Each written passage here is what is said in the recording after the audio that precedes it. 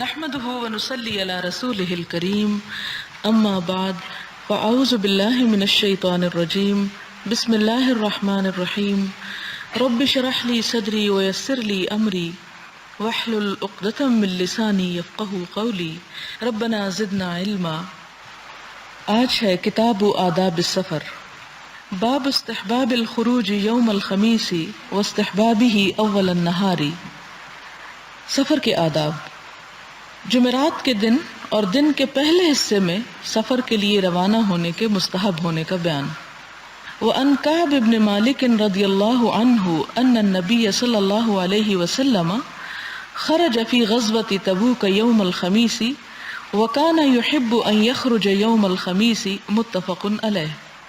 حضرت کعب بن مالک رضی اللہ تعالی عنہ سے مروی ہے کہ حضور صلی اللہ علیہ وسلم غزوہ تبوک کے لیے جمعرات کے دن روانہ ہوئے اور آپ جمعرات کے دن روانہ ہونا پسند فرماتے تھے۔ بخاری اور مسلم کی روایت ہے، اگرچہ دن اللہ تعالیٰ کے بنائے ہوئے ہیں اور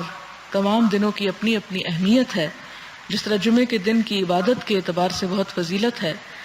اور اسی طرح سال کے مخصوص دنوں کی جیسے کچھ راتوں کی بھی اہمیت اور فضیلت ہے، سفر کے لیے آپ صلی اللہ علیہ وسلم جمعرات کو پسند کیا کرتے تھے۔ اس میں کسی نحوست یا کسی خوش قسمتی یا خوش بختی کی بات نہیں ہے۔ آپ صلی اللہ علیہ وسلم شاید اس خیال سے کہ اگلا دن جمعے کا ہو اور دوسری جگہ پر جا کر ایک عبادت کا دن گزارا جائے، اس لیے ابتدا آپ کی جمعرات کو ہوتی، اور جمعرات کے دن بھی آپ صبح سویرے سفر کرنا پسند کرتے۔ اور صحیحین کی ایک روایت میں ہے، بہت کم ایسا ہوا کہ حضور صلی اللہ علیہ وسلم جمعرات کے علاوہ کسی اور دن سفر کے لیے روانہ ہوئے ہوں۔ وعن صخر بن وداعة الغامدی الصحابی رضی اللہ عنہ ان رسول اللہ صلی اللہ علیہ وسلم قال اللہم بارک لأمتی فی بکورها، وكان اذا بعث سریة او جیشا بعثهم من اول النهار، وكان صخر تاجرا وكان يبعث تجارته اول النهار فأثرى وكثر ماله، رواہ ابو داود والترمذی وقال حدیث حسن۔ حضرت صخر بن وداع الغامدی الصحابی رضی اللہ تعالی عنہ سے مروی ہے کہ حضور صلی اللہ علیہ وسلم نے دعا کی، اللہم بارک لامتی فی بکورها، اے اللہ میری امت کے لیے دن کے پہلے حصے میں برکت عطا فرما، یعنی صبح سویروں میں برکت دے۔ اور حضور صلی اللہ علیہ وسلم جب کوئی مہم یا لشکر روانہ فرماتے تو اس کو دن کے پہلے حصے میں روانہ فرماتے تھے۔ اور صخر جو اس حدیث کے راوی ہیں وہ تاجر تھے، وہ اپنا مال تجارت دن کے پہلے حصے میں روانہ کرتے تھے، لہٰذا وہ بہت مالدار ہو گئے اور ان کے پاس مال و دولت کی بہتات ہو گئی۔ حضرت صخر جنہوں نے یہ حدیث روایت کی، انہوں نے اپنی مثال بھی ساتھ دی کہ آپ صلی اللہ علیہ وسلم کے اس حکم کو ماننے میں انہیں کتنا فائدہ ہوا۔ اور حقیقت یہ ہے کہ آپ صلی اللہ علیہ وسلم کی جتنی بھی دعائیں ہیں وہ مقبول ہوئیں، اور آپ کی کچھ دعائیں تو اس وقت کے لیے تھیں، لیکن کچھ دعائیں آپ اپنی بعد میں آنے والی امت کے لیے بھی کر گئے، اور انہی دعاؤں میں سے ایک دعا یہ ہے کہ وہ شخص جو صبح سویرے اپنے کام کی ابتدا کرے اس کے کام میں برکت دی جائے۔ اور اسی میں یہ چیز آتی ہے کیونکہ جو کام جلدی شروع کیا جائے اس کا اختتام بھی بہتر ہو سکتا ہے، کیونکہ جو کام جتنی تاخیر سے کیا جائے، اور بعض اوقات تاخیر سے کرنے سے کسی کام کی تکمیل بھی پھر تاخیر میں ہوتی ہے اس کی، اور جب وہ تکمیل میں ہوتی ہے تو سارا کام ہی گڑبڑ بعض اوقات ہو جاتا ہے۔ اس لیے ہر کام کو وقت پر اور صبح سویرے اور جلدی کرنے کی تاکید کی گئی، اور جلدی اس معنی میں کہ یعنی ارلی کرنے کی، تاکہ وہ کام بہتر سے بہتر طور پر ہو سکے۔ لیکن افسوس یہ کہ ہماری زندگیوں میں صبح کی وہ اہمیت نہیں رہی، ہماری صبحیں عموماً سو کر گزرتی ہیں، اور اس چیز کو اب ایک نارمل روٹین بنا لیا گیا ہے۔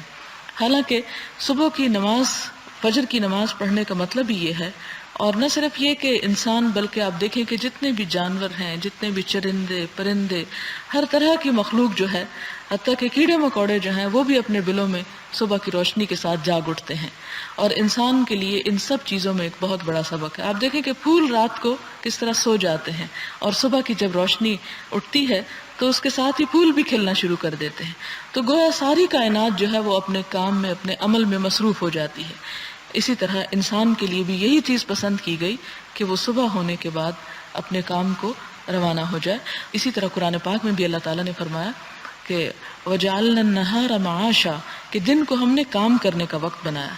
ہمارے ہاں چونکہ عموماً راتوں کو جاگ کر گزارا جاتا ہے یا لیٹ نائٹ سویا جاتا ہے، جس کی وجہ سے پھر صبح کی نماز بھی مشکل ہوتی ہے، اور نماز کے بعد جاگنا تو ایک انتہائی کٹھن کام ہے۔ لیکن جس شخص کو اس بات کی حرص ہو کہ وہ اللہ کے رسول صلی اللہ علیہ وسلم کی دعا سے فائدہ اٹھائے، اپنی زندگی میں کوئی بہتر عمل کر جائے، کوئی بہترین کام کر جائے جو دنیا کو بھی فائدہ دے اور خود انسان کی اپنی آخرت کو بھی فائدہ دے، تو اس کے لیے ضروری ہے کہ وہ اس عادت کو اپنائے۔ اگلا باب ہے جو سفر ہی سے متعلق ہے، باب استحباب طلب الرفقۃ وتأمیرہم علی انفسہم واحدا یطیعونہ۔ سفر کے لیے سفر کے ساتھی تلاش کرنے، اپنے میں سے ایک کو امیر کارواں بنانے اور اس کی بات ماننے کے مستحب ہونے کا بیان۔ یہاں یہ بتایا جا رہا ہے کہ جب کوئی شخص سفر شروع کرے تو اس کو کیا کچھ کرنا چاہیے، کن کن باتوں کا خیال رکھنا چاہیے۔ پہلی بات تو یہ تھی کہ جلدی شروع کرنا چاہیے سفر، اور دوسری بات اب یہ کہ جب سفر کیا جائے تو اکیلے نہ کیا جائے، اور اگر ایک سے زیادہ لوگ ہوں تو ایک شخص کو ذمہ دار قرار دیا جائے تاکہ باقی لوگ اس کی سربراہی میں اپنے سفر کے تمام معاملات کو طے کریں۔ اس لیے کہ اگر ہر شخص اپنی ذمہ داری سفر میں خود اٹھا لے تو اس میں افراتفری کا عالم ہو سکتا ہے، جس سے سفر جو ہے وہ زیادہ پرمشقت ہو سکتا ہے۔ اس میں ایک طرح سے ڈسپلن قائم کرنے کو کہا گیا ہے۔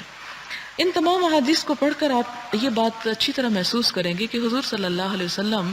ہمارے حق میں کتنے شفیق اور مہربان تھے، جیسا کہ قرآن پاک میں فرمایا کہ کان بالمؤمنین رؤوف الرحیم، کہ آپ صلی اللہ علیہ وسلم مومنوں کے حق میں بہت شفقت کرنے والے اور بہت مہربان تھے۔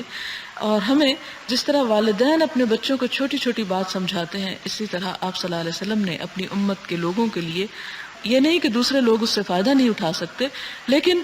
ظاہر ہے کہ فائدہ وہی اٹھا سکتا ہے کہ جس کو آپ کے ذات پر اعتماد ہو اور آپ کے اوپر ایمان ہو اور آپ کی بات اپنے لیے فائدہ مند محسوس ہوتی ہو۔ لہٰذا ہم دیکھتے ہیں کہ زندگی کے ہر معاملے اور ہر گوشے میں چھوٹی چھوٹی بات کا خیال رکھا گیا۔ یہاں پر جو بات سکھائی گئی وہ یہ ہے، عن ابن عمر رضی اللہ عنہما قال قال رسول اللہ صلی اللہ علیہ وسلم لو ان الناس يعلمون من الوحدة ما اعلم ما سار راكب بليل وحده رواہ البخاری۔ حضرت ابن عمر رضی اللہ تعالی عنہما سے مروی ہے، فرماتے ہیں کہ حضور صلی اللہ علیہ وسلم نے فرمایا، اکیلے سفر کرنے کے جو نقصانات میں جانتا ہوں، اگر وہ لوگوں کو معلوم ہو جائیں تو کوئی سوار رات کو اکیلے سفر نہ کرے۔ اس میں آپ دیکھیں کہ خاص طور پر اس زمانے اور اس دور کے سفر کے طریقہ کار اور ٹرانسپورٹیشن سسٹم کو اگر آپ اپنے ذہن میں رکھیں تو یہ بات اور زیادہ بہتر طور پر واضح ہو سکتی ہے، اور وہ یہ کہ اس زمانے میں لوگ گھوڑوں پر یا اونٹوں پر سواری کیا کرتے تھے، اور جن رستوں سے گزرتے تھے وہ بھی ویران ہوتے تھے، ان میں کوئی روشنی کا انتظام نہیں ہوتا تھا، بعض اوقات کہیں کھانے پینے کا کوئی انتظام نہیں ہوتا تھا، اور رات کے اندھیرے میں بہت سی چیزیں نقصان دہ ثابت ہو سکتی تھیں۔ اور پھر یہ کہ کوئی موٹر گاڑی وغیرہ نہیں ہوتی تھی، جانوروں پر سفر ہوتا تھا، اور اس میں یہ احتمال بھی ہوتا تھا کہ اگر رات کو اکیلے سفر کیا جائے اور خدا نخواستہ کسی جنگلی جانور سے واسطہ پڑ جائے تو اس کا مقابلہ ایک انسان کے کرنے کے بس کی بات نہیں۔ اور آج کے دور میں بھی آپ دیکھیں کہ ہر شخص کو گاڑی میسر نہیں، اب بھی بہت سے لوگ جانوروں پر سواری کرتے ہیں، تو یہ حکم صرف اس دور کے لیے نہیں، آج کے دور کے لیے بھی ہے۔ اور ایون اگر آپ دیکھیں کہ گاڑیوں پر بھی سواری کی جائے اور رات کے وقت اگر کہیں کوئی خرابی ہو جاتی ہے، اور اگر ایک گروہ ہے تو اس کے لیے اس خرابی سے مشکل سے نمٹنا آسان ہوگا، لیکن اگر اکیلا انسان ہے تو وہ دراصل اپنے لیے خطرات مول لے رہا ہے۔ اگلی حدیث حضرت عمرو بن شعیب اپنے باپ سے اور وہ اپنے دادا رضی اللہ تعالیٰ عنہ سے روایت کرتے ہیں، فرمایا حضور صلی اللہ علیہ وسلم کا فرمان ہے، ایک سوار ایک شیطان ہے، دو سوار دو شیطان ہیں، اور تین ہوں تو وہ قافلہ ہے۔ یعنی ایک کو انتہائی ناپسندیدہ قرار دیا گیا۔ عموماً بعض احادیث میں تنہا عورت کے بھی سفر کرنے کو ناپسندیدہ قرار دیا گیا، لیکن صرف وہ عورت کے معاملے میں نہیں، یہاں مرد کے لیے بھی یہی حکم ہے کہ بالکل اکیلا سفر نہ کرے، اور دو کے لیے بھی یہ بات پسند نہیں کی گئی۔ ہاں تین ہو تو وہ ایک قافلہ ہو جاتا ہے، اور قافلے کی صورت میں تین لوگ کسی بھی خطرے یا مشکل سے بآسانی نبٹ سکتے ہیں۔ اگلی حدیث حضرت ابو سعید اور حضرت ابو ہریرہ رضی اللہ عنہما سے مروی ہے، فرماتے ہیں کہ حضور صلی اللہ علیہ وسلم نے فرمایا، جب تین آدمی سفر پر روانہ ہوں تو وہ اپنے میں سے ایک کو امیر بنا لیں، یعنی اپنا رسپانسبل بنا لیں، یعنی اس کے ہاتھ میں اپنے تمام معاملات دے دیں۔ جیسے مثال کے طور پر اگر کسی گاڑی یا جہاز وغیرہ سے بھی سفر کیا جا رہا ہے اور اگر ہر شخص اپنا اپنا ٹکٹ اٹھائے ہوئے ہے اور ہر شخص سامان گن رہا ہے اور ہر شخص چیزیں اٹھا رکھ رہا ہے تو اس سے بہت احتمال ہے کہ کوئی چیز مس پلیس ہو جائے یا اس میں وقت بھی زیادہ خرچ ہوگا۔ حضرت ابن عباس سے روایت ہے، حضور صلی اللہ علیہ وسلم نے فرمایا بہترین ساتھی 4 ہیں۔ بہترین سریہ چھوٹے لشکر کو کہتے ہیں، وہ ہے جس کی تعداد 400 ہو، اور بہترین لشکر وہ ہے جس کی تعداد 4000 ہو، اور 12000 کا لشکر تعداد کی کمی کی وجہ سے کبھی مغلوب نہیں ہوگا۔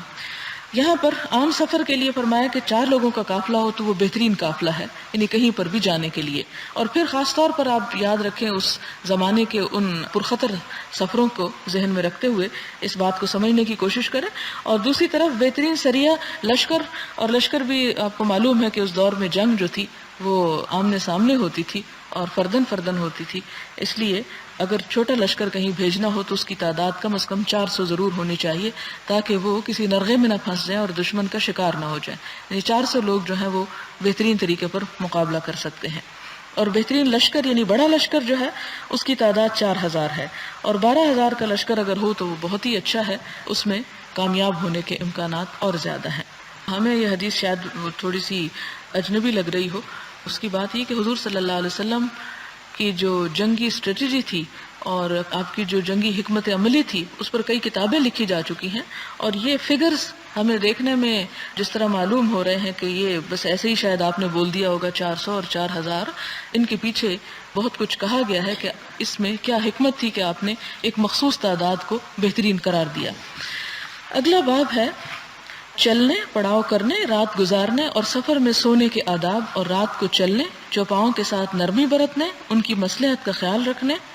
اور جو جانوروں کے حقوق میں کوتاہی کرے اس کو ان کے حقوق ادا کرنے کی تلقین کرنے کے پسندیدہ، اور اگر سواری میں طاقت ہو تو کسی آدمی کو اپنے پیچھے سوار کر لینے کے جواز کا بیان۔ پہلی حدیث حضرت ابو ہریرہ رضی اللہ تعالیٰ عنہ سے مروی ہے کہ حضور صلی اللہ علیہ وسلم نے فرمایا جب تم سرسبز علاقے میں سفر کر رہے ہو تو اونٹوں کو زمین میں سے ان کا حصہ ادا کرو۔ ظاہر ہے کہ وہ سبزہ ان کے کھانے کی چیز ہے، جب جانور گزرتے ہوں گے تو ان کا دل للچاتا ہوگا اس کو دیکھ کر، تو آپ نے فرمایا کہ اس میں سے ان کو حق دو، یعنی سفر کرنے کے ساتھ ان کو تھوڑی دیر کے لیے کھلا چھوڑ دو زمین میں تاکہ وہ کچھ کھا پی لیں۔ اور جب تم چٹیل زمین میں سفر کرو یعنی پتھریلی زمین ہو تو اونٹوں کو تیز چلاؤ تاکہ وہ تیزی سے وہاں سے گزر جائیں، اور اونٹوں کے مغز یعنی طاقت کے ختم ہونے سے پہلے منزل پر پہنچنے کے لیے جلدی کرو، کیونکہ وہ بھی ایک جان ہے اور اس جان کا بھی حق ہے اور اس کا تم لحاظ رکھو۔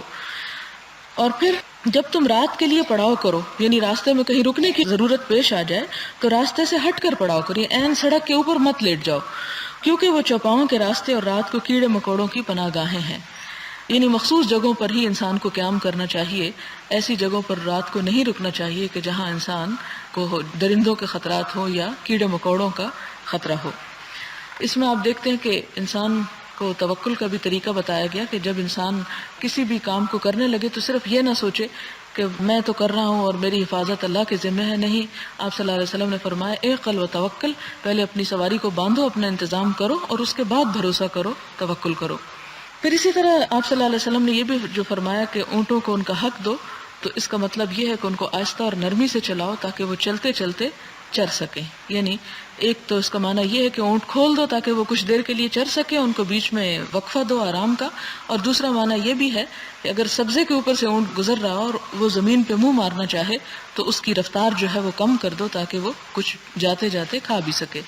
کیونکہ انسان اور جانور کے کھانے میں فرق یہی ہے کہ انسان وقت پہ کھاتا ہے اور ضرورت کا کھاتا ہے، جبکہ جانور ہر جگہ منہ مارتے ہیں اور وقت بے وقت کھاتے رہتے ہیں۔ پھر اسی طرح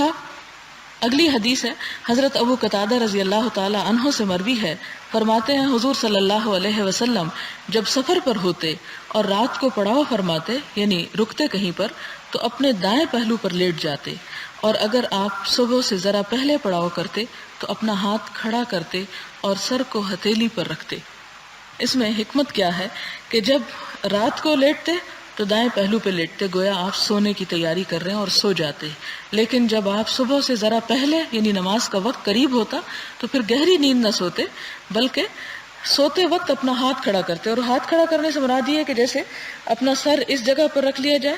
اور بازو کو نیچے لٹانے کی بجائے اس کو کھڑا کر لیا جائے، جو کہ اس بات کی علامت ہو کہ سونے والا پوری طرح نہیں سو رہا اور وہ جلد اٹھ جائے گا۔ اس حدیث کی تفسیر میں علماء کہتے ہیں کہ آپ صلی اللہ علیہ وسلم اس لیے ہاتھ کو کھڑا رکھتے تاکہ نیند میں زیادہ مشغول نہ ہو جائیں اور کہیں نماز فجر کا وقت نہ نکل جائے یا اول وقت نہ گزر جائے۔ اور اس میں یہ زیادہ احتمال ہوتا ہے کہ اگر انسان رات بھر سفر کرنے کے بعد تھک چکا ہو تو نیند بھی بہت گہری آتی ہے۔ اگلی حدیث حضرت انس رضی اللہ تعالی عنہ سے مروی ہے، فرماتے ہیں حضور صلی اللہ علیہ وسلم نے فرمایا رات کو سفر کیا کرو کیونکہ رات کو زمین لپیٹ دی جاتی ہے، یعنی رات کا سفر آسان ہوتا ہے۔ اور خاص طور پر عربوں کے ہاں آپ جانتے ہیں کہ دن کو اتنی شدید دھوپ ہوتی ہے، اتنی شدید گرمی ہوتی ہے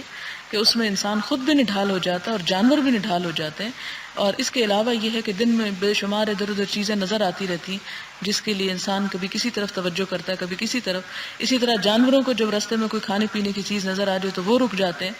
لیکن رات کو جب سفر کیا جائے تو انسان یکسوئی کے ساتھ سفر کرتا چلا جاتا ہے۔ تو زمین کو لپیٹ دیے جانے کا مطلب یہ نہیں کہ زمین سکڑ جاتی ہے، بلکہ انسان کا سفر تیز ہو جاتا ہے، اور جب انسان قدم اٹھاتا ہے تو آپ یوں ہی محسوس کریں گے کہ جیسے وہ زمین کو لپیٹ رہا ہو۔ اس کا چلنا جو ہے اس کو دراصل زمین کے لپٹنے سے تعبیر کیا گیا۔ اور اس کے علاوہ وہ ایک دعا بھی ہے کہ جب سفر پر انسان جائے تو وہ پڑھے کہ اللہم اطوی لنا البعد وہون علینا السفر، جس کا مطلب ہے کہ اللہ ہماری دوری کو لپیٹ دے، یعنی دوری کو کم کر دے، اس مسافت کو ہمارے لیے ہلکا کر دے، وہون علینا السفر، اور ہمارا سفر ہمارے لیے آسان کر دے۔ اس کے بعد اگلی حدیث ہے حضرت ابو ثعلبہ سے مروی ہے، فرمایا جب لوگ کسی مقام پر پڑاؤ کرتے تو مختلف گھاٹیوں اور وادیوں میں بکھر جاتے تھے۔ حضور صلی اللہ علیہ وسلم نے فرمایا بے شک تمہارا ان وادیوں اور گھاٹیوں میں منتشر ہونا شیطان کی طرف سے ہے۔ اس کے بعد جب وہ کہیں پڑاؤ کرتے تو بالکل ایک دوسرے کے ساتھ ساتھ رہتے، یعنی خصوصاً اس ماحول کے مطابق اگر دور دور رات کو قیام کیا جاتا تو اس میں خطرے کا احتمال زیادہ تھا۔ آپ صلی اللہ علیہ وسلم نے اس بات کو ناپسند فرمایا کہ جب لوگ کہیں پر جائیں تو ایک اپنے رخ پہ چلا جائے، دوسرا اپنے رخ پہ، اور سب کہیں نہ کہیں بکھر جائیں۔ بکھر جانے میں دو مشکلیں، ایک تو یہ ہے کہ انسان کسی خطرے کا اس کو سامنا ہو سکتا ہے، اور دوسری بات یہ ہے کہ جب دوبارہ سفر کرنے کی ابتدا کرنا ہو تو اس وقت سب کو جمع کرنا اور سب کو اکٹھا کرنا اور سب کو بلانا مشکل ہوتا ہے۔ اس لیے آپ صلی اللہ علیہ وسلم نے سب کو ایک جگہ رہنے کی اور قریب قریب رہنے کی تلقین فرمائی۔ اگلی حدیث حضرت سہل بن عمر سے ہے اور بقول بعض سہل بن ربیع سے، جو اہل بیت اور رضوان میں سے ہیں۔ وہ فرماتے ہیں کہ حضور صلی اللہ علیہ وسلم ایک اونٹ کے پاس سے گزرے جس کی پیٹھ اس کے پیٹ کے ساتھ ملی ہوئی تھی، تو آپ نے فرمایا ان بے زبان چوپاؤں کے معاملے میں اللہ تعالیٰ سے ڈرا کرو، جب یہ صحیح حالت میں ہوں تو ان پر سواری کیا کرو، اور جب یہ صحیح حالت میں ہوں تو ان کو کھایا کرو۔ اس میں دو تین باتیں ہمیں پتہ چلتی ہیں۔ پہلے تو صحابی کا تعارف کرایا گیا سہل بن عمر کا، جو اہل بیت الرضوان میں سے ہے۔ بیت الرضوان آپ سب کو معلوم ہے کہ صلح حدیبیہ کے موقع پر ہوئی تھی، جس کا سورۃ الفتح میں ذکر آتا ہے کہ لقد رضی اللہ عن المؤمنین اذ یبایعونک تحت الشجرۃ، کہ اللہ تعالیٰ راضی ہو گیا ان مومنوں سے جو اس درخت کے نیچے آپ سے بیعت کر رہے تھے۔ تو وہ درخت جو تھا جسے حضرت عمر کے زمانے میں کٹوا دیا گیا کیونکہ لوگ اس درخت کی بہت تعظیم کرنے لگے، تو انہیں ڈر پیدا ہو گیا کہ کہیں یہ درخت بھی شرک کا گڑھ نہ بن جائے۔ بیعت کی تفصیلات میں تو اس وقت میں نہیں جاتی، لیکن آپ کو معلوم ہوگا کہ جب حضرت عثمان رضی اللہ تعالیٰ عنہ کو حضور صلی اللہ علیہ وسلم نے مکہ روانہ کیا اور ان کی واپسی کی پھر کوئی اطلاع نہیں مل رہی تھی اور یہ افواہ اڑ گئی کہ حضرت عثمان کو شہید کر دیا گیا، تو ان کے خون کا بدلہ لینے کے لیے جتنے بھی ساتھی آپ صلی اللہ علیہ وسلم کے ساتھ آئے تھے ان سب کو جمع کر کے عہد لیا گیا کہ اب وہ پیچھے نہیں پلٹیں گے اور دشمنوں سے انتقام لیں گے کیونکہ انہوں نے غداری کی ہے۔ لیکن بعد میں یہ افواہ غلط ثابت ہوئی اور کوئی جنگ بھی نہیں ہوئی۔ اس کے بعد اصل حدیث جس ریفرنس میں آ رہی ہے وہ یہ ہے کہ آپ صلی اللہ علیہ وسلم ایک اونٹ کے پاس سے گزرے جس کی پیٹھ اس کے پیٹ کے ساتھ ملی ہوئی تھی، یعنی انتہائی بھوکا تھا، ہڈیوں کا ڈھانچہ بن چکا تھا۔ تو آپ نے فرمایا ان بے زبان جانوروں کے معاملے میں اللہ تعالیٰ سے ڈرا کرو، یعنی یہ تو تمہیں بول کر نہیں اپنی تکلیف بتا سکتے، لیکن اللہ تعالیٰ تمہیں دیکھ رہا ہے اور وہ تم سے حساب لے گا، لہٰذا اس کی پکڑ سے بچو۔ اور پھر آپ نے فرمایا کہ جب یہ صحیح حالت میں ہو تو ان پہ سواری کیا کرو، یعنی اگر کوئی اونٹ لاغر ہے، کمزور ہے، بیمار ہے، چلنے کے قابل نہیں تو اس پر سواری بھی مت کرو۔ اس سے آپ اندازہ لگائیں کہ آپ صلی اللہ علیہ وسلم کتنے شفیق اور مہربان تھے کہ انسانوں کا ہی نہیں بلکہ جانوروں تک کے حقوق کا خیال انہوں نے رکھا، اور فرمایا کہ جب صحیح حالت میں ہو تو ان کو کھایا کرو۔ یعنی جو جانور ذبح کیا جائے وہ بھی صحت مند ہونا چاہیے، کیونکہ انسان کی خوراک انسان کے جسم پر، اس کی صحت پر، اس کے خیالات پر اور بہت سی چیزوں پر اثر انداز ہوتی ہے. تو بیمار جانور کے کھانے سے بیماریوں کے پیدا ہونے کا اندیشہ ہے. اس لیے آپ نے نہ صرف یہ کہ سفر کا ادب بتایا بلکہ ساتھ ہی ان کے گوشت کو استعمال کرنے کے لیے بھی طریقہ بتایا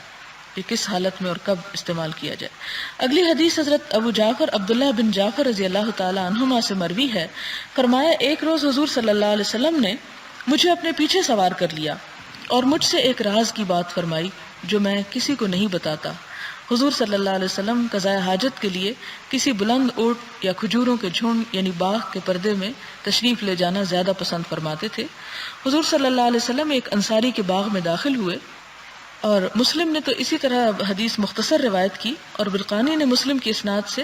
ہائش نخل کے بعد یہ اضافہ کیا کہ حضور صلی اللہ علیہ وسلم انصار میں سے ایک شخص کے کھجوروں کے باغ میں داخل ہوئے.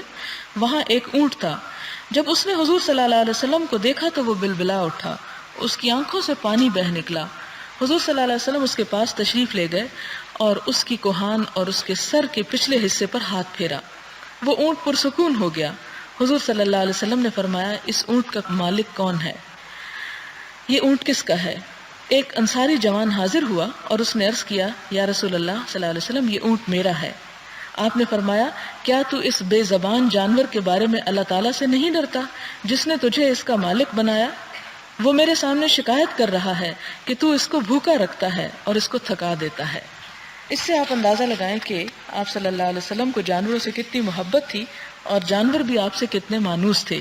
اس میں بنیادی طور پر جو حدیث ہے اس میں دو باتیں پتہ چلتی ہیں. ایک تو یہ ہے کہ حضور صلی اللہ علیہ وسلم جب رفع حاجت کے لیے جاتے تو ایسی جگہ پر جاتے جہاں ان کو کوئی دیکھ نہ سکتا، یعنی دوسروں کے سامنے اپنا سطر نہیں کھولتے تھے. آپ سب جانتے ہیں آج کل بھی اور اس دور میں بھی دیہاتوں وغیرہ میں گھروں میں ٹوائلٹس نہیں ہوتے تھے، رفع حاجت کے لیے باہر ہی جانا پڑتا تھا، جس کے لیے آپ صلی اللہ علیہ وسلم ایسی جگہ کا انتخاب فرماتے کہ جس میں پوری طرح پردہ پوشی ہو سکے. دوسری بات یہ کہ آپ صلی اللہ علیہ وسلم اپنی کسی ایسی حاجت کے لیے جب گئے تو ایک اونٹ دیکھا کہ جو آپ کو دیکھ کر بلبلانا شروع ہو گیا، یعنی گویا کہ رونا شروع ہو گیا اور اس کی آنکھوں سے بھی آنسو بہہ رہے تھے. تو اس میں آپ صلی اللہ علیہ وسلم کو محسوس ہوا کہ اس اونٹ کو کچھ تکلیف ہے یا غم زدہ ہے. آپ اس کے پاس گئے اور اس کے سر پہ اسی طرح ہاتھ پھیرے جیسے کسی اپنے بچے کے اوپر یا محبت اور شفقت کے ساتھ کسی انسان کے ساتھ معاملہ کیا جاتا ہے. اس سے اونٹ جو تھا وہ اس کی آواز جو تھی وہ رک گئی. تو آپ نے پھر پوچھا کہ یہ اونٹ ہے کس کا، اس کا کیا معاملہ ہے؟ تو جس شخص کا اونٹ تھا وہ حاضر کیا گیا. تو آپ نے فرمایا کہ کیا تم اس بے زبان جانور کے بارے میں اللہ سے نہیں ڈرتے ہو کہ اس نے تمہیں اس کا مالک بنایا اور تمہیں اللہ کو اس کے بارے میں حساب دینا ہے، لہٰذا اس کے ساتھ ظلم و ستم مت کرو. اور آپ نے ساتھ ہی یہ بھی فرمایا کہ یہ اونٹ مجھ سے شکایت کر رہا ہے کہ تو اس کو بھوکا رکھتا ہے. یعنی آپ صلی اللہ علیہ وسلم نے اونٹ کے بولنے کے انداز سے، بولنے کے طریقے سے یہ اندازہ لگا لیا کہ اونٹ بھوکا ہے. اور اس میں آپ دیکھیں کہ جب جانوروں کی بھوک کا اتنا خیال رکھا گیا اور ان کو بھوکا رکھنے سے منع کیا گیا تو پھر انسانوں کی بھوک اور اس کا انتظام جو ہے وہ کتنے بڑے درجے کی نیکی ہے، کیونکہ بہرحال انسان کی قدر و قیمت جانوروں سے زیادہ ہے. اسی لیے آپ سب جانتے ہیں کہ کھانا کھلانا جو ہے وہ جنت میں لے جانے والے کاموں میں سے ہے، اور خاص طور پر کسی بھوکے کو کھانا کھلانا. اگلی حدیث ہے حضرت انس سے روایت ہے. فرمایا جب ہم پڑاؤ کرتے تو ہم کجاووں کو کھولنے سے پہلے تسبیح یعنی نفل نماز نہیں پڑھتے تھے. یعنی جب ہم کسی جگہ پر پہنچتے اور اپنے جانوروں کو کھولتے، کجاوا جیسا کہ آپ جانتے ہیں کہ اس لکڑی کو کہتے ہیں، یہ لکڑی کے بنی ہوئی اس سیٹ کو کہتے ہیں کہ جو اونٹ کے اوپر رکھی جاتی ہے، کیونکہ ڈائریکٹ اونٹ کی پشت پہ نہیں بیٹھا جاتا، اس سیٹ پر بیٹھا جاتا ہے. تو اس کو چونکہ ظاہر ہے کہ جانور بھی جب مسلسل سفر کر کے آئے تو تھکا ہوا ہوتا ہے اور اس کے سمیت تو وہ آرام نہیں کر سکتا، اس لیے صحابہ کرام فرماتے ہیں کہ ہم پہلے ان کو اتارتے اور انہیں ریلیکس کرتے اور اس کے بعد ہم نفل نماز اور تسبیح ذکر وغیرہ کرتے. یعنی اس سے یہ پتہ چلتا ہے کہ کسی کو مشکل سے نجات دینا اور کسی کی مصیبت میں کام آنا تسبیح اور نفل سے زیادہ افضل ہے. یہ نہیں کہ اس کا مطلب کہ ہم تسبیح چھوڑ دیں، یا یہ نہیں کہ ہم نفل ہی پڑھنا چھوڑ دیں اور یہ کہیں کہ ہم ہر وقت خدمت خلق کے کاموں میں ہی رہیں. تسبیح کا اپنا اجر و ثواب ہے، نفل کا اپنا اجر و ثواب ہے. یہاں جو بات پتہ چل رہی ہے وہ یہ کہ اگر ان دو چیزوں میں سے کسی ایک کو پہلے کرنے کا موقع ملے تو پہلے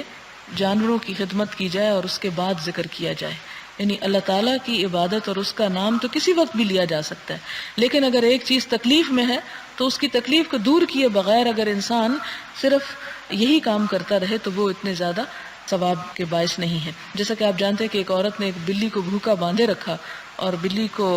بھوک سے مار دیا، تو آپ صلی اللہ علیہ وسلم نے فرمایا کہ عورت جہنم میں ہے کہ جس نے اپنی بلی کو ستایا. تو ایک جانور کو ستانے پر بھی اتنی شدید وعید آپ نے سنائی. تو جانوروں کا خیال جو ہے اور جانوروں کا احساس جو ہے اور جانوروں کی بھوک اور پیاس اور دیگر ضروریات کا خیال رکھنا، یہ بھی ایک نیکی اور ثواب کا کام ہے.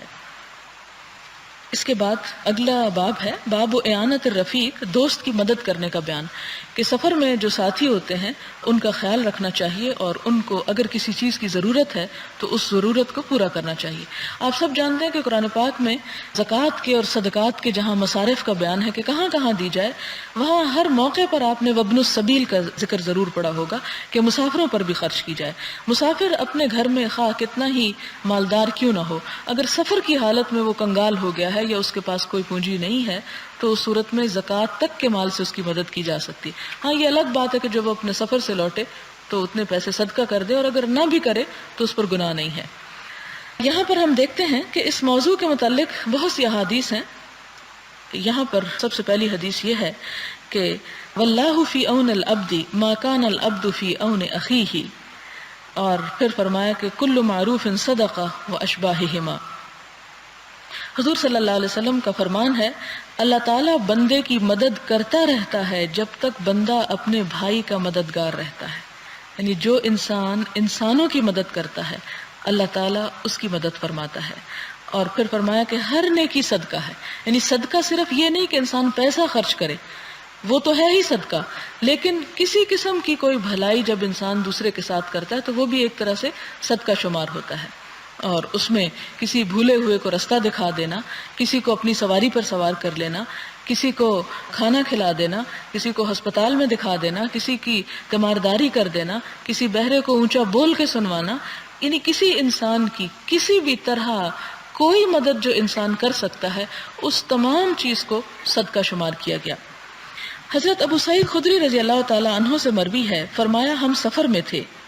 کہ ایک آدمی اپنی سواری پر سوار ہو کر آیا اور اس نے دائیں بائیں نگاہ دوڑانا شروع کر دی. تو حضور صلی اللہ علیہ وسلم نے فرمایا جس کے پاس فالتو سواری ہو تو وہ اسے دے دے، جس کے پاس سواری نہیں ہے، اور جس کے پاس فالتو زاد راہ ہو تو وہ اس کو دے دے جس کے پاس زاد راہ نہیں ہے. اور آپ نے اسی طرح مال کی مختلف اقسام کا ذکر کیا، حتیٰ کہ ہم نے یہ محسوس کیا کہ ہم میں سے کسی کا فالتو مال پر کوئی حق نہیں ہے. یہ سفر کے بارے میں خاص طور پر یہ حکم ہے کہ انسان جب سفر میں ہو اور اس کے پاس کھانے کی چیز ہے یا سواری ہے یا ضرورت کی چیز ہے اور اس کے ساتھی کے پاس نہیں ہے تو اسے نظر انداز نہیں کرنا. خود کھانے سے پہلے اسے بھی ساتھ شریک کرنا ہے. صرف یہ نہیں کہ خود سوار ہے اور دوسرا ساتھ پیدل چلتا چلا آ رہا ہے تو کہے کہ اس میں میرا کیا قصور ہے، اس کا اپنا قصور ہے کہ اس کی سواری نہیں ہے. نہیں، اگر کوئی افورڈ نہیں کر سکتا تو دوسرے شخص کو اس کی ہر طریقے سے مدد کرنی چاہیے. آپ کو اگر یاد ہو کہ موجودہ دور میں ایک بہت بڑے اسکالر ہیں محمد اسد، انہوں نے قرآن پاک کا ٹرانسلیشن بھی کیا ہے، صحیح بخاری کا بھی ایک والیوم ٹرانسلیٹ کیا ہے، اس کے علاوہ بہت خوبصورت کتابیں انگریزی میں لکھی ہوئی ہیں. یہ یہودی تھے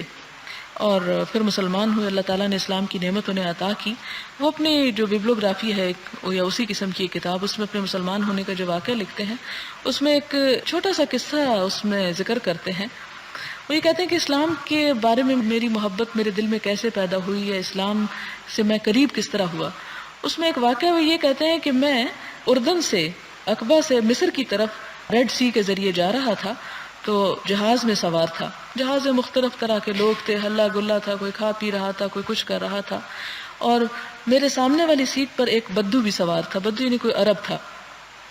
جب بھوک لگی اس کو تو اس نے اپنی ٹوکری میں سے کپڑے میں لپٹی ہوئی ایک روٹی نکالی جو سوکھ چکی تھی، اور اس نے کھانے سے پہلے اس روٹی کو 2 ٹکڑے کیا اور مسکرا کر مجھے پیش کیا. تو کہتے ہیں کہ اس سوکھی روٹی کو مسکرا کے مجھے پیش کرنا جو تھا، اس نے میرے دل میں اتنی محبت پیدا کی اور اتنا گہرا اثر پیدا کیا کہ میں سوچنے پہ مجبور ہو گیا کہ یہ کون سا دین یا کون سی چیز ہے کہ جس نے اس انسان کا دل اتنا بڑا کر دیا ہے کہ اس کے پاس ایک روٹی ہے اور وہ بھی سوکھی ہوئی، اور وہ اس میں سے مجھے بھی حصہ دے رہا ہے. تو یہ ایک سفر میں اگر انسان کا اخلاق عمدہ ہو تو انسان بعضوں کا سوچ نہیں سکتا کہ اس عمدہ اخلاق کے کہاں کہاں تک نتائج پہنچ سکتے ہیں۔ اب ظاہر ہے کہ اس بدو بیچارے کو تو خبر بھی نہیں ہوگی کہ کس شخص نے مجھ سے کیا سیکھا اور پھر اس پر کیا عمل کیا، اور اس کے بعد وہ جو مسلمان ہوا اور جو کچھ لکھا اور اسلام کی خدمت ہوئی، تو یہ جتنا کچھ اس شخص کی نیکی ہے اس کا حصہ اس بدو کو بھی ملے گا، کیونکہ اسلام میں صدقہ جاریہ اسی چیز کو کہتے ہیں، کیونکہ سورۃ یاسین میں بھی آتا ہے نا، نکتب ما قدموا وآثارہم، ہم لکھ رہے ہیں جو انہوں نے خود آگے بھیج دیا اور جو وہ پیچھے چھوڑ کے گئے، یعنی اپنے اچھے عمل بعد کے لوگ اس روشنی سے فائدہ اٹھاتے رہے۔ اب آپ دیکھیں کہ حضرت عمر کے پاس ایک شخص آیا جو کسی کی گواہی دینے کے لیے آیا تھا، اس کے بارے میں بتانے کے لیے، اور کہنے لگا کہ یہ شخص بہت نیک ہے۔ تو آپ نے اس سے دو باتیں پوچھی کہ جس کے بارے میں تم گواہی دے رہے ہو کہ یہ بہت اچھا ہے، کیا تم نے اس کے ساتھ سفر کیا ہے؟ تو اس نے کہا نہیں، سفر تو نہیں کیا۔ کہا کیا تم اس کے پڑوس میں رہے ہو؟ کہا نہیں، پڑوس میں بھی نہیں رہے۔ کہا پھر تم اسے اچھا کیسے کہتے ہو؟ کسی انسان کی اچھائی، خوبی اور بھلائی دو چیزوں سے پتہ چلتی ہے۔ نمبر ایک، سفر کے دوران اس کے جتنے بھی عیب اور ہنر ہیں اور اس کی بھلائیاں اور وہ سب کچھ کھل کے سامنے آ جاتے ہیں، کیونکہ سفر ایک ایسی چیز ہے جس میں کبھی انسان تھکا ہوتا ہے، کبھی انسان بھوکا ہوتا ہے، کبھی انسان اریٹیٹ ہو رہا ہوتا ہے سفر کی تکلیف کی وجہ سے۔ تو اس وقت جو انسان اپنے آپ پہ کنٹرول کر جائے، اپنی تھکاوٹ کو کنٹرول کر کے مسکرا اٹھے، اپنی بھوک کو کنٹرول کر کے دوسرے کو کھانا دے سکے، اپنی پیاس کو کنٹرول کر کے دوسرے کو پانی دے، اپنے آرام کو کم کر کے دوسرے کو آرام پہنچائے، تو وہی انسان دراصل اچھا انسان ہے۔ اور دوسرا نیبر، کہ جب انسان کسی کے ہمسائے میں رہتا ہے، ہمسائیگی میں رہتا ہے، تو پھر اس کا پتہ چلتا ہے کہ وہ اچھے برے وقت میں کس طرح مدد کرتا ہے۔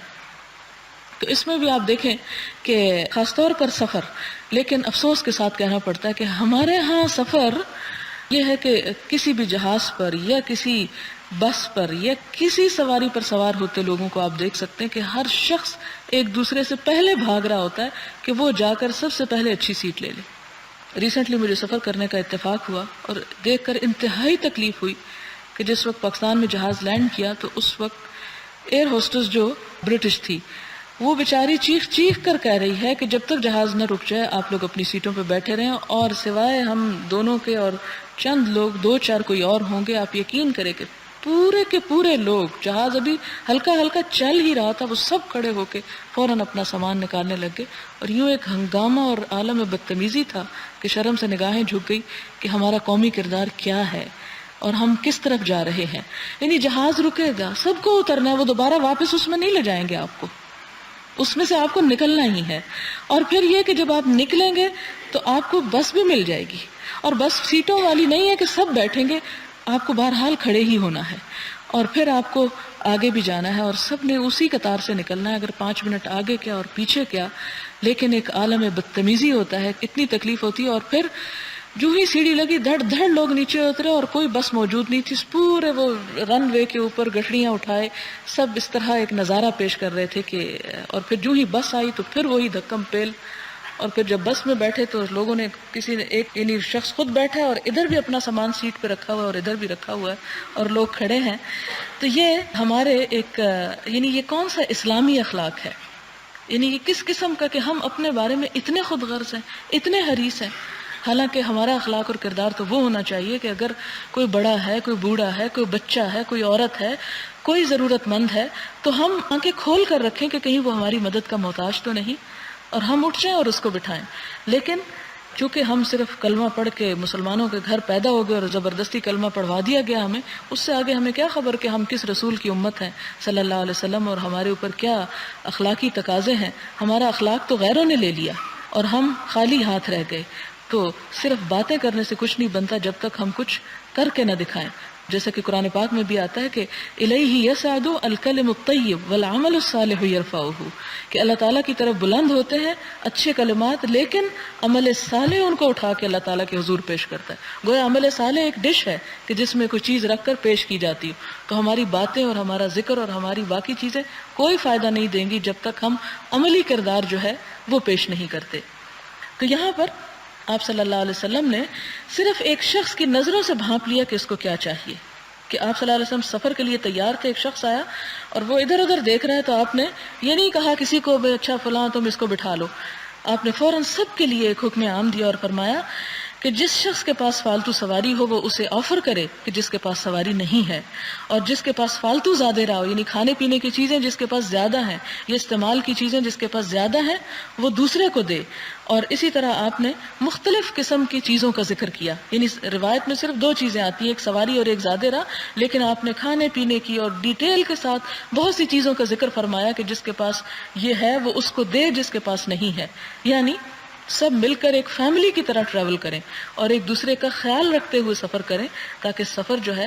وہ ایک خوشگوار تجربہ ہو، نہ کہ ایک اذیت اور عذاب ہو۔ اور صحابہ کرام عرض کرتے ہیں کہ حتیٰ کہ آپ صلی اللہ علیہ وسلم جب چیزوں کا نام لے رہے تھے تو ہمیں یوں محسوس ہوا کہ ہم میں سے کسی کا فالتو مال پر کوئی حق نہیں، کہ جیسے یہ ہمارا نہیں، یہ ان لوگوں کا ہے جو ہمارے ساتھ ہیں اس میں اور ان کے پاس نہیں ہے۔